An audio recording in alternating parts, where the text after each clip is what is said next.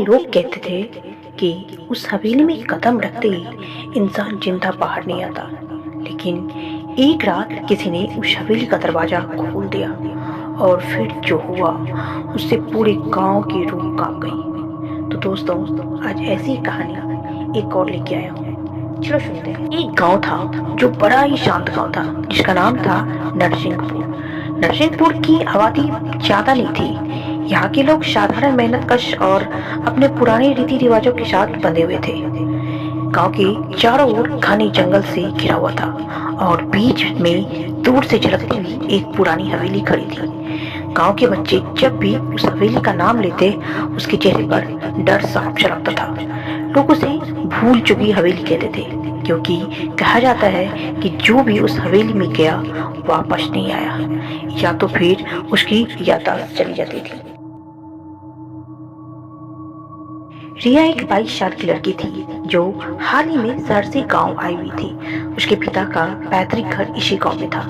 पिता इस दुनिया में नहीं रहे, लेकिन रिया को उनकी कुछ पुरानी चिट्ठियां मिली थी। उन्होंने चिट्ठियों में हवेली का जिक्र किया था। पिता ने लिखा था कि रिया, इस हवेली से हमारा एक पुराना रिश्ता है, पर यह रिश्ता बड़ा ही खतरनाक है। अगर कभी भी इस हवेली तक जाना पड़े तो कभी भी अकेले मत जाना, क्योंकि ये हवेली इंसानों की नहीं, किसी और की है। रिया बचपन से ही रहस्यमय चीजों की बड़ी दीवानी थी। हॉरर नॉवेल्स पढ़ना, भूत प्रेत की कहानियां सुनना उसकी आदत थी। लेकिन अब जब हवेली उसके परिवार से जुड़ी निकली तो उसकी जिज्ञासा और भी काफी बढ़ गई। गांव के लोग उसे बार बार चेतावनी देते रहे कि बिटिया, हवेली का रास्ता कभी मत पकड़ना। वहां जाने से लोगों की आंखें हमेशा डर से खाली हो जाती है। पर रिया का मन मानने वाला ही नहीं था। एक रात जब पूरा गांव सो चुका था और चांदनी अपनी धुंधली रोशनी फैला रही थी, रिया ने हवेली जाने का निश्चय किया। हाथ में टॉर्च और पिता की पुरानी चिट्ठियां लेकर वो अकेले ही जंगल के रास्ते चल पड़ी। पेड़ों के बीच से गुजरते हुए अजीब अजीब सी आवाजें आ रही थी। पत्तों का सरसराना, कभी दूर से शियारों की हुआ हुआ और बीच बीच में तो किसी अनजानी दस्तक जैसी ध्वनि। करीब 1 घंटे चलने के बाद वो हवेली के गेट तक पहुंची। गेट में जंग खाया हुआ था, जिस पर काले रंग से कुछ तो लिखा हुआ था, यादें मत जगाओ वरना जिंदा रहकर भी मर जाओगी। रिया का दिल जोर जोर से धड़कने लगा, लेकिन उसने गहरी सांस ली और अंदर कदम रखा। हवेली अंदर से बहुत बड़ी थी। टूटी हुई खिड़कियां थी, धूल से ढके हुए मेज और जाले हर जगह फैले हुए थे। रिया टॉर्च की रोशनी से आगे बढ़ रही थी, तभी उसे एक दीवार पर लटकी हुई तस्वीर दिखाई पड़ी। तस्वीर में उसके पिताजी और दादाजी थे और एक अनजान लोग भी थे। पर सबसे चौंका देने वाली बात यह थी कि हर तस्वीर के कोने में एक ही महिला थी, जो कि लाल रंग की साड़ी पहने हुई थी। लंबे खुले बाल, चेहरा धुंधला और आंखें बेहद ही डरावनी। रिया समझ नहीं पा रही थी कि आखिर ये महिला कौन है। तभी पीछे से कदमों की आहट आई। उसने टॉर्च घुमाई पर कोई नहीं था, लेकिन अगले ही पल उसी लाल साड़ी वाली महिला का परछाई दीवार पर साफ झलकी। हवेली के पिछले हिस्से में जाते जाते रिया को एक पुराना दरवाजा मिला। दरवाजा आधा टूटा हुआ था। जैसे उसने उसे खोला, उसे नीचे जाने की सीढ़ियां दिखी। वो सीढ़ियां बहुत ही अंधेरे में थी और नम थी। रिया धीरे धीरे नीचे उतरी और वहां उसे लोहे की कुछ छोटे छोटे कमरे दिखे, जैसे उसे किसी ने कैद खाना बना दिया हो था। रिया ने उस लड़की की मदद करना चाही, लेकिन तभी दरवाजा अपने आप ही बंद हो गया। हवेली में अंधेरा और भी गहरा हो गया। टॉर्च की बैटरी भी खत्म हो गई। अब हवेली के अंदर सिर्फ लाल साड़ी वाली औरत की परछाई नजर आ रही थी। वो औरत धीरे धीरे पास आ गई और फुसफुसाई, रिया, तू भी यादें भूल जाएगी जैसे तेरे पापा भूल गए थे। रिया का दिल दहल गया। कहा, क्या मेरे पापा भी? उस औरत की आवाज गूंजी। हाँ, उन्होंने इस हवेली का सच जानने की कोशिश करी थी, पर मैंने उनकी यादें छीन ली। तू क्यों आई हो यहाँ?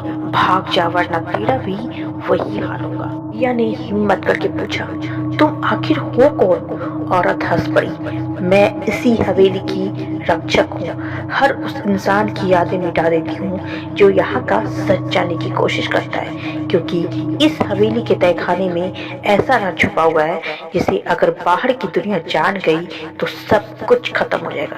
रिया की जिज्ञासा और बढ़ गई। उसने कांपते हुए कहा, मुझे वो राज देखना है। औरत गुस्से में चिल्लाई, बोली, नहीं, तू नहीं देख सकती। लेकिन तभी हवेली की दीवारें हिलने लगी, पुराने ताले अपने आप ही टूट गए और एक गुप्त रास्ता खुल गया। रिया ने देखा वहां जमीन के नीचे एक कमरा था जिसमें कांच के बड़े बड़े जार थे और हर जार में इंसानी दिमाग जैसा कुछ तैर रहा था। रिया डर के मारे जार के पास गई और तभी उसे उस जार में से अपने पिता का चेहरा दिखाई दिया। रिया ने कहा, पापा आ। जार के भीतर से उसकी आवाज गूंजी, रिया भाग जा यहाँ से, तू मेरी गलती मत दोहरा।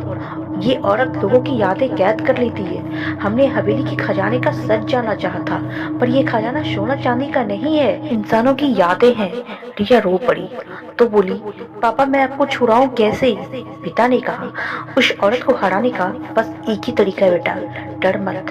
तेरे पास मेरी चिट्ठी है ना, उसमें से आखिरी लाइन पढ़। रिया ने जल्दी से जेब से चिट्ठी निकाली और पढ़ा। सच का सामना करने के लिए उसका नाम पुकारना मत भूलना। क्या था? औरत ने गुस्से में रिया पर झपटा, तेरी यादें अब मेरी होगी। रिया कांप रही थी, लेकिन उसने जोर से चिल्लाया, मैं हूँ रिया और मैं अपने पापा की बेटी हूँ। मेरी यादें सिर्फ मेरी है। अचानक हवेली की दीवारें कांपने लगी, जार एक एक करके टूटने लगा और अंदर कैद यादें आजाद होने लगी। लाल साड़ी वाली औरतें दर्द से चीखने लगी, नहीं नहीं, अगर ये सब बाहर आ गया तो मैं मिट जाऊंगी। रिया ने आखिरी बार जोर से कहा, अब ये हवेली भूल चुकी नहीं रहेगी।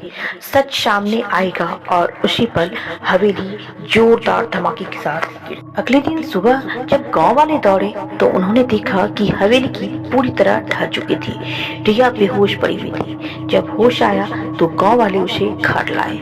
उसने उसे सब कुछ बताना चाहा, लेकिन जब उसने बोलने की कोशिश करी तो शब्द गले में अटक गए। उसके होठ हिल रहे थे पर ये आवाज नहीं निकल रहा था। गांव वाले डर के मारे एक दूसरे को देखने लगे, क्योंकि रिया की आंखें अब वैसे ही खाली थी जैसे उन सब की थी जो हवेली से लौटे थे। कहते हैं उस रात के बाद हवेली सच में मिट गई, लेकिन गांव में अक्सर लोग अभी भी कहते हैं कि कभी कभी जंगल में के बीच से कोई लाल साड़ी पहने औरत दिखती है और जब हवा तेज चलती है तो उसके साथ किसी लड़की की फुसफुसाहट की आवाज सुनाई देती है, मैं हूँ रिया।